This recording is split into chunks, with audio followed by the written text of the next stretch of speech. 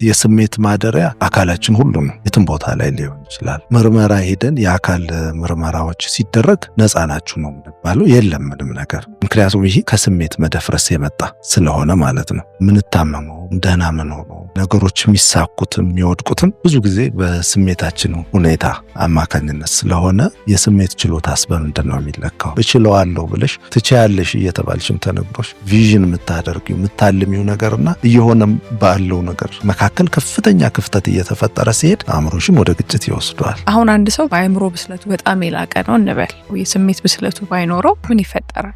ሰዎች ውጤታማ ሊሆኑ ይችላሉ። ከፍ ብለው ልናያቸው እንችላለን ባላቸው የአእምሮ አቅም።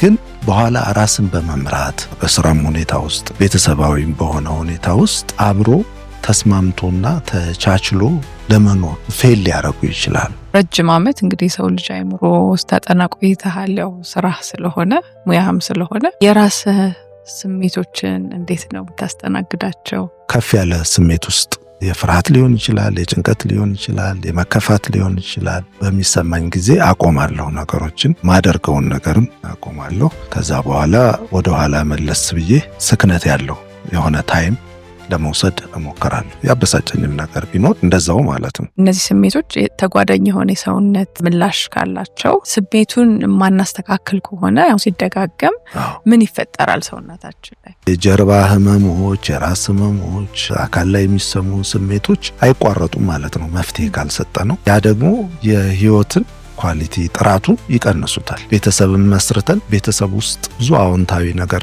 ማድረግ ሲገባን በእኛ የተነሳም ጭንቀቱ ይተላለፋል።